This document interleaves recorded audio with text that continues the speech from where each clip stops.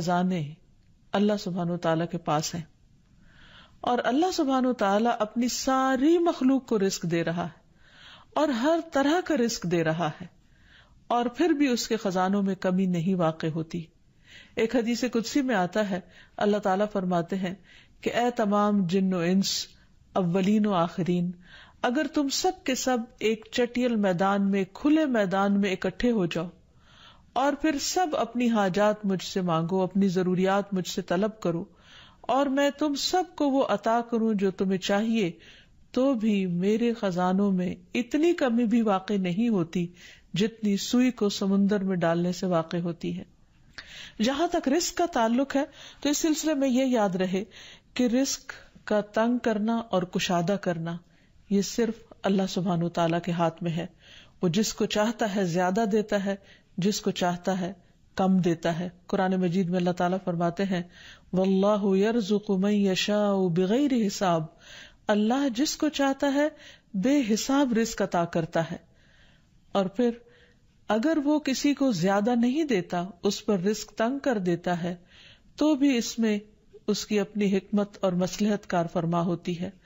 بعض لوگوں کو رزق کی زیادتی نقصان دیتی ہے اور بعض لوگوں کو رزق کی کمی فتنے اور مشکل میں ڈال دیتی ہے کہ ان کے ایمان جانے کا خطرہ ہوتا ہے. اسی طرح بعض کو رزق کی کشادگی اللہ کی یاد سے غافل کر دیتی ہے. یعنی انسان مختلف مزاج کے ہوتے ہیں، تو اللہ تعالیٰ چونکہ بندوں پر مہربان ہے، وہ جانتا ہے کہ کس بندے کے ساتھ اسے کیسا معاملہ کرنا ہے، کسے زیادہ دینا ہے اور کسے کم دینا ہے. اس لیے ہمارے معاملے میں اللہ تعالیٰ کا جو بھی فیصلہ ہو اسے بخوشی قبول کر لینا چاہیے اور اس کے ساتھ ساتھ اس سے اچھی امید رکھنی چاہیے. رزق کے سلسلے میں یہ بات بھی یاد رہے کہ اگر کبھی رزق میں تنگی ہو رہی ہو تو ہو سکتا ہے کہ اس تنگی پر صبر کرنے کی وجہ سے انسان کے اتنے درجات بلند ہو جائیں کہ بہت بڑی بڑی نیکیاں بھی اس کے مقابلے میں ہیچ ہوں. پھر اسی طرح بعض اوقات انسان کے لیے ناشکری رزق کی تنگی کا ذریعہ بن جاتی ہے، تو اس سے بھی انسان کو پرہیز کرنا چاہیے. خواہ انسان کے پاس تھوڑا ہی ہو تو بھی اس پر اللہ تعالیٰ کا شکر ادا کرنا چاہیے، کیونکہ اللہ تعالیٰ کا وعدہ ہے لَإِن شَكَرْتُمْ لَأَزِيدَنَّكُمْ، اگر تم شکر ادا کرو گے تو میں تمہیں اور زیادہ عطا کروں گا. کیونکہ ہر انسان جس کے پاس جتنا بھی ہے وہ عموماً کمی کا رونا روتا رہتا ہے. اسی لیے ہمیں یہ سکھایا گیا ہے کہ رزق کے معاملے میں ہم یعنی دنیاوی معاملات میں اپنے سے نیچے والوں کو دیکھیں کہ ان کے پاس کیا ہے. تو انسان کے پاس جو کچھ بھی ہو، انسان اس پر راضی ہو سکتا ہے، مطمئن ہو سکتا ہے، خوش ہو سکتا ہے اور اللہ تعالیٰ کا شکر گزار ہو سکتا ہے. اور یہ ہمیشہ یاد رکھے کہ اصل میں الرزاق تو اللہ تعالیٰ ہی ہے. اس لیے جب بھی رزق کے معاملے میں کسی بھی قسم کی کوئی مشکل ہو، اونچ نیچ ہو، تو فوراً اللہ تعالیٰ کی طرف انسان رجوع کرے اور اللہ تعالیٰ سے خوب خوب دعائیں کرے، کیونکہ وہ دعاؤں کا سننے والا ہے. لیکن بات یہ ہے کہ انسان جب اللہ سے مانگے تو پورے یقین کے ساتھ مانگے، امید رکھ کے مانگے اور کسی بھی قسم کی مایوسی کا شکار نہ ہو، کیونکہ دعا ان تمام چیزوں میں فائدہ دیتی ہے جو نازل ہو چکی ہیں اور ان میں بھی فائدہ دیتی ہے جو نازل نہیں ہوئی. یعنی وہ تمام مشکلات جو انسان پہ پڑ چکی ہیں یا آئندہ آنے والی ہیں، ان دونوں کے سلسلے میں دعا کرنا انسان کو فائدہ دیتا ہے. لیکن یہ یاد رہے کہ دعا کی قبولیت کے لیے انسان اپنی طرف سے بھرپور کوشش کرے، اور اس میں ایک کوشش یہ کہ جب اللہ سے مانگے تو پہلے اللہ سبحانہ وتعالیٰ کی تعریف کے کلمات کہے، تسبیحات پڑھے اور پھر اس کے ساتھ ساتھ درود شریف پڑھے. کیونکہ نبی صلی اللہ علیہ وسلم نے فرمایا کوئی شخص اس طرح دعا نہ کرے کہ اے اللہ اگر تو چاہے تو مجھے روزی دے، بلکہ پختگی کے ساتھ سوال کرے، پورے عزم کے ساتھ سوال کرے، کیونکہ اللہ جو چاہتا ہے کرتا ہے اور اس پر کوئی جبر کرنے والا نہیں ہے. اور جب بندہ اللہ سے رزق مانگتا ہے تو اللہ تعالیٰ اس کو عطا کرتا ہے. نبی صلی اللہ علیہ وسلم نے فرمایا جب تم اللہم ارزقنی کہو گے تو اللہ تعالیٰ فرمائے گا میں نے رزق دینے کا فیصلہ کر لیا. یعنی جب تم کہو گے کہ اللہ مجھے رزق دے تو اللہ تعالیٰ تمہیں جواب دے گا کہ ہاں میں تمہیں رزق دوں گا. اس لیے اس حوالے سے مکمل طور پر اللہ سبحانہ وتعالیٰ پر بھروسہ کرنا چاہیے، اللہ تعالیٰ کا تقوی کرنا چاہیے، یعنی اللہ تعالیٰ سے ڈرتے رہنا چاہیے، اور رزق کی تلاش میں حرام راستے اختیار نہیں کرنے چاہیے، کیونکہ اللہ سبحانہ وتعالیٰ کا وعدہ ہے وَمَن يَتَّقِ اللَّهَ يَجْعَل لَّهُ مَخْرَجًا وَيَرْزُقْهُ مِنْ حَيْثُ لَا يَحْتَسِبُ، جو اللہ کا تقوی اختیار کرے گا اللہ تعالیٰ اس کے لیے مشکل سے نکلنے کی کوئی راہ ضرور بنا دے گا، اور اس کو وہاں سے رزق عطا کرے گا جہاں سے وہ سوچتا بھی نہیں ہوگا، یعنی اس کا وہم و گمان بھی نہیں ہوگا، اس کا خیال بھی نہیں ہوگا۔ اللہ تعالیٰ غیب سے ایسے اسباب پیدا کر دے گا جن کے بارے میں انسان نے کبھی سوچا نہ ہوگا، لیکن شرط یہ ہے کہ جب انسان کے اوپر آزمائش کا وقت ہو تو اس وقت وہ اللہ تعالیٰ سے حلال ہی کو طلب کرتا رہے اور پریشان ہو کر حرام راستے اختیار نہ کرے۔ اللہ تعالیٰ کا وعدہ ہے کہ اگر کوئی اللہ سے ڈرتا ہے، اللہ کی اطاعت کرتا ہے، اللہ کی نافرمانی سے بچتا ہے،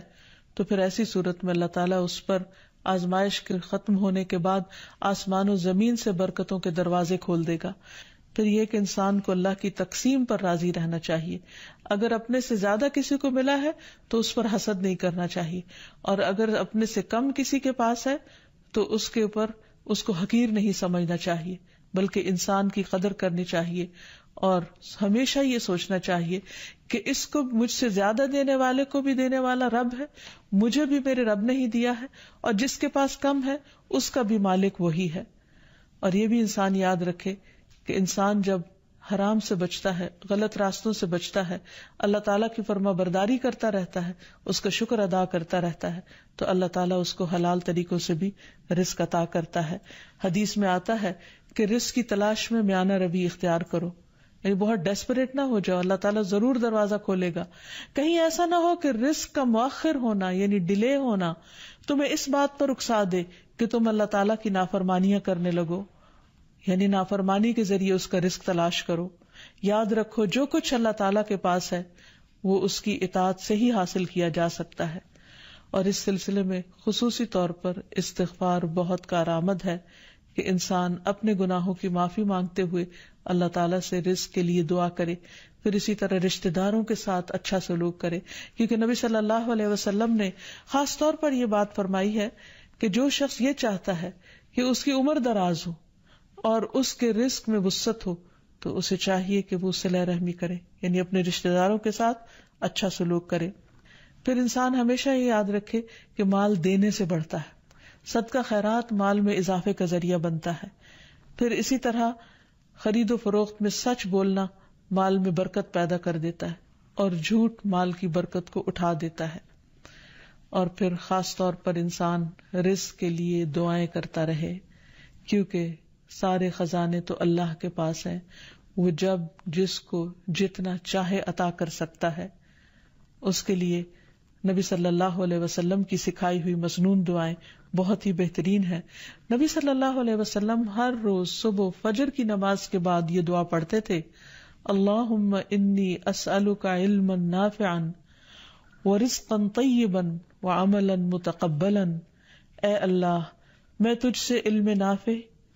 طیب رزق یعنی پاکیزہ رزق اور مقبول عمل کا سوال کرتا ہوں، یعنی ایسے عمل کی توفیق دے جو تیرے ہاں قبول ہو جائے، تجھے پسند آ جائے۔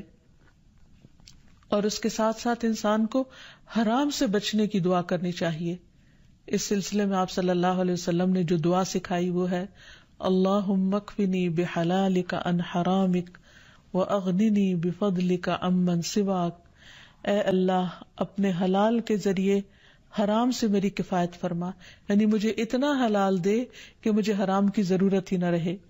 اور اپنی مہربانی سے مجھے اپنے علاوہ ہر ایک سے بے نیاز کر دے، یعنی مجھے انسانوں کا محتاج نہ کر، کسی اور کا محتاج نہ کر، صرف اپنے خزانوں سے عطا فرما۔ پھر اسی طرح خاص طور پر بڑھاپے کی زندگی کے لیے وسعت رزق کی دعا کرنی چاہیے، کیونکہ جب انسان بوڑھا ہو جاتا ہے تو اس کے اعضاء کمزور ہو جاتے ہیں، وہ اپنے لیے خود کچھ کمائی نہیں کر سکتا، وہ دوسروں پر ڈیپینڈنٹ ہو جاتا ہے، تو اس وقت وسیع رزق کی دعا سکھائی گئی۔ فرمایا اللہم اجعل اوسع رزقک علی عند کبر سنی وانقطاع عمری، اے اللہ جب میں بوڑھا ہو جاؤں اور میری عمر ختم ہونے لگے تو میرے رزق کو وسیع کر دے۔ اسی طرح اپنے لیے اور اپنی اولاد کے لیے وسیع رزق کی دعا کرنی چاہیے، جیسے ابراہیم علیہ السلام نے دعا کی تھی، ربنا انی اسکنت من ذریتی بواد غیر ذی زرع عند بیتک المحرم ربنا لیقیموا الصلاة فاجعل افئدة من الناس تهوی الیہم وارزقهم من الثمرات لعلهم یشکرون۔ اے ہمارے رب، بے شک میں نے اپنی کچھ اولاد کو اس وادی میں آباد کیا جو کسی کھیتی والی نہیں، تیری حرمت والے گھر کے پاس، اے ہمارے رب، تاکہ وہ نماز قائم کریں۔ سو کچھ لوگوں کے دل ایسے کر دے کہ ان کی طرف مائل رہیں، اور انہیں پھلوں سے رزق عطا کر تاکہ وہ شکر ادا کریں۔ اور آخر میں یہ بات یاد رہے کہ انسان کے رزق میں اکثر اس کے اپنے گناہ رکاوٹ بن جاتے ہیں، اس لیے جب انسان ان گناہوں سے توبہ کرتا ہے، استغفار کرتا ہے، تو اللہ تعالیٰ رزق کے دروازے کھول دیتے ہیں، جیسے اللہ تعالیٰ کا وعدہ ہے۔ قرآن مجید میں آتا ہے، نوح علیہ السلام نے اپنی قوم سے کہا کہ اپنے رب سے معافی مانگ لو، بلا شبہ وہ بڑا معاف کرنے والا ہے، وہ تم پر آسمان سے خوب بارشیں برسائے گا اور تمہاری مال اور اولاد سے مدد کرے گا، تمہارے لیے باغ پیدا کرے گا اور نہریں جاری کرے گا۔ تو اس سے یہ پتہ چلتا ہے کہ دنیا میں جتنی بھی راحتیں اور رزق کی قسمیں ہیں، ان سب کی کنجی استغفار ہے۔ تو اس لیے انسان کثرت سے اپنے گناہوں پر توبہ کرتا رہے۔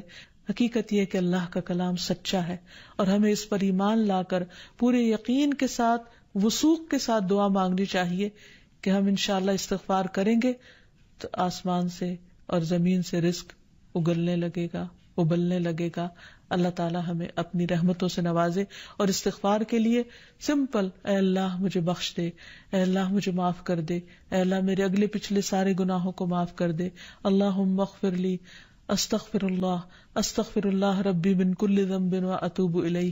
اور سچے دل سے انسان توبہ کرتا رہے تو اللہ تعالیٰ کو مہربان پائے گا۔ وآخر دعوانا ان الحمد للہ رب العالمین۔ السلام علیکم ورحمۃ اللہ وبرکاتہ۔